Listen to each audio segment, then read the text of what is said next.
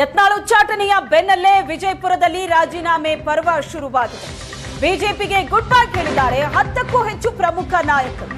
ಇನ್ನು ಹಲವರು ಬಿಜೆಪಿ ಪಕ್ಷಕ್ಕೆ ರಾಜೀನಾಮೆ ನೀಡೋ ಸಾಧ್ಯತೆ ಇದೆ. ಯತ್ನಾಳ್ ಉಚ್ಚಾಟನೆಗೆ ನಗರ ಮಂಡಲ ಅಧ್ಯಕ್ಷ ಶಂಕರ್ ಕಣ್ಣೀರು ಹಾಕಿದ್ದಾರೆ. ಕ್ಯಾಮೆರಾ ಎದುರು ಭಾವುಕನಾಗಿ ಮಾತಾಡಿದ್ದಾರೆ ಶಂಕರ್ ಹೂಗಾರ್. ಬಿಜೆಪಿ ಶಾಲನ್ನ ತೆಗೆದು ಕೇಸರಿ ಶಾಲನ್ನ ಧರಿಸಿದ್ರು ನಗರ ಮಂಡಲ ಅಧ್ಯಕ್ಷ. ಯತ್ನಾಳ್ ಉಚ್ಚಾಟನೆ ವಿರೋಧಿಸಿ ಸಾಮೂಹಿಕ ರಾಜೀನಾಮೆ ನಡೀತಾ ಇದೆ. ಯತ್ನಾಳ್ ಹಿಂದುತ್ವಕ್ಕೆ ಸಾಥ್ ಕೊಡ್ತೀವಿ. ಯತ್ನಾಳ್ ಉಚ್ಚಾಟನೆ ಬಳಿಕ ಬೆಂಬಲಿಗರು ಭಾರಿ ಆಕ್ರೋಶವನ್ನ ವ್ಯಕ್ತಪಡಿಸಿದ್ದಾರೆ. ವಿಜಯಪುರದಲ್ಲಿ ರಾಜೀನಾಮೆ ಪರ್ವ ಶುರುವಾಗಿದೆ. 10ಕ್ಕೂ ಹೆಚ್ಚು ಪ್ರಮುಖ ನಾಯಕರು ಬಿಜೆಪಿಗೆ ಗುಡ್ ಬೈ ಹೇಳಿದ್ದಾರೆ. ಇನ್ನು ಹಲವರು ಬಿಜೆಪಿ ಪಕ್ಷಕ್ಕೆ ರಾಜೀನಾಮೆ ನೀಡೋ ಸಾಧ್ಯತೆ ಇದೆ.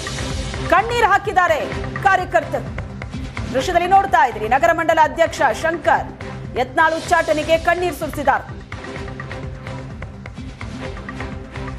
ಕಟ್ಟರ್ ಹಿಂದುತ್ವವಾದಿ ಮತ್ತು ಮೋದಿಯವರ ಏನು ಆಶಯಗಳಿದ್ದು, ಏನು ಭ್ರಷ್ಟಾಚಾರ ಮುಕ್ತ, ಕುಟುಂಬ ರಾಜಕಾರಣ ಮುಕ್ತ ಮತ್ತು ಅಭಿವೃದ್ಧಿ ಪರ ಏನು ಎಲ್ಲ ಒಂದು ಕನಸನ್ನು ಹೊತ್ಕೊಂಡು ಹೋಗಿದ್ರು ನಮ್ಮ ಬಸವನಗೌಡ ಪಾಟೀಲ್ ಯತ್ನಾಳ್ ಸಾಹೇಬರು. ಅದಕ್ಕೆ ಅವರು ಏನು ಮಾತಾಡ್ತಾ ಇದ್ದರು, ಅದಕ್ಕೆ ಅವರಿಗೆ ಏನೋ ಇವತ್ತು ಕೇಂದ್ರ ಶಿಕ್ಷೆ ಕೊಟ್ಟಿದೆ ಅಂತ ನನಗೆ ಭಾವನೆ ಇದೆ. ಯಾಕಂದರೆ ಇವತ್ತು ಮೋದಿಯವರು ಏನು ಚಿಂತನೆಗಳಿದ್ದೋ ಅವರು ತೊಗೊಂಡು ಹೊಂಟಿದ್ರು. ಅವರು ಮೋದಿಗಳ ಚಿಂತನೆಯನ್ನು ತೊಗೊಂಡು ಹೊಂಟಿದ್ದನ್ನು ಯಾವುದೋ ಒಂದು ಕುಟುಂಬ ರಾಜಕಾರಣಿ ಒಂದು ಬಲಿಯಾಗಿದ್ದಾರೆ ಅಂತ ನನಗೆ ಅನಿಸ್ತಾ ಇದೆ.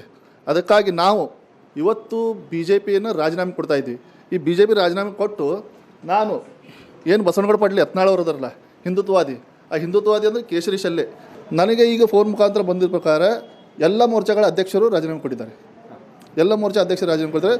ಪ್ರಧಾನ ಕಾರ್ಯದರ್ಶಿಗಳು ಕೊಡ್ತಾ ಇದ್ದಾರೆ. ಈಗ ಆಲ್ಮೋಸ್ಟ್ ಆಲ್ ಪ್ರಧಾನ ಕಾರ್ಯದರ್ಶಿಗಳೂ ಕಂಪ್ಲೀಟ್ ಆಗಿದೆ. ಇನ್ನು ಮೋರ್ಚಾ ಪದಾಧಿಕಾರಿಗಳು ನಾಳೆ ಏನು ಮಾಡ್ತಾರೆ ನೋಡಬೇಕು.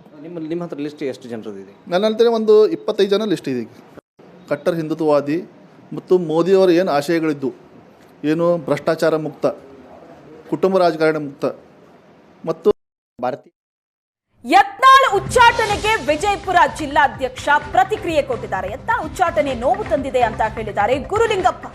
ಶಾಸಕ ಯತ್ನಾಳ್ಗೆ ಹೀಗಾಗಬಾರ್ದಾಗಿತ್ತು ಅನ್ನೋ ನೋವಿದೆ ಅಂತ ಹೇಳಿದ್ದಾರೆ ಗುರುಲಿಂಗಪ್ಪ. ಭಾರತೀಯ ಜನತಾ ಪಕ್ಷ ಒಂದು ಶಿಸ್ತಿನ ಪಕ್ಷ. ಇದು ಮೊದಲು ದೇಶ, ನಂತರ ಪಕ್ಷ, ನಂತರ ವ್ಯಕ್ತಿಗೂ ನಷ್ಟ ಆದಾಗ ನಮಗೂ ಕೂಡ ನೋವಾಗಿದೆ. ಆದರೆ ಭಾರತೀಯ ಜನತಾ ಪಕ್ಷಕ್ಕೆ ಅದರದೇ ಆದಂಥ ದೊಡ್ಡ ಶಕ್ತಿ ಇದೆ. ಅದಕ್ಕೆ ಕಾರ್ಯಕರ್ತರಿದ್ದಾರೆ. ಈ ಕಾರ್ಯಕರ್ತರ ಬೇಸ್ಡ್ ಪಕ್ಷ ಇರೋದ್ರಿಂದ ಪಕ್ಷ ಇಂಥ ಒಂದು ಅವಕಾಶ, ಇಂಥ ಒಂದು ಕೆಟ್ಟ ಪರಿಸ್ಥಿತಿ ನಮ್ಗೆ ಬಸವನಗೌಡ ಪಾಟೀಲ್ ಯತ್ನಾಳ್ಗೆ ಆಗಬಾರ್ದು ಅಂತಕ್ಕಂಥ ನೋವು ನನಗಿದೆ. ಯಾಕೆ ಅವರು ಕೂಡ ಭಾಳ ವರ್ಷಗಳಿಂದ ಪಕ್ಷದ ಒಂದು ವ್ಯವಸ್ಥೆಯಲ್ಲಿ ಬೆಳೆದಿದ್ದರು. ಆದರೆ ನನಗೂ ಒಂದು ಆಸೆ ಇತ್ತು, ಬರೋ ದಿನಮಾನದಲ್ಲಿ ಇದು ಸರಿ ಹೋಗ್ತದೆ.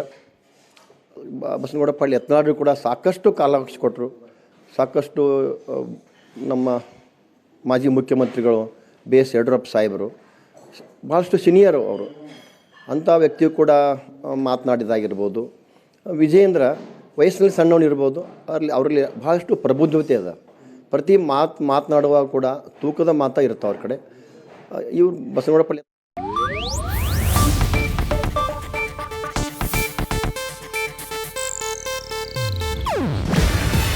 ಇದು ಏಷ್ಯಾನೆಟ್ ನ್ಯೂಸ್ ನೆಟ್ವರ್ಕ್ ಪ್ರಸ್ತುತಿ. ನೀವು ನೋಡ್ತಿದ್ದೀರಾ ಏಷ್ಯಾನೆಟ್ ಸುವರ್ಣ ನ್ಯೂಸ್.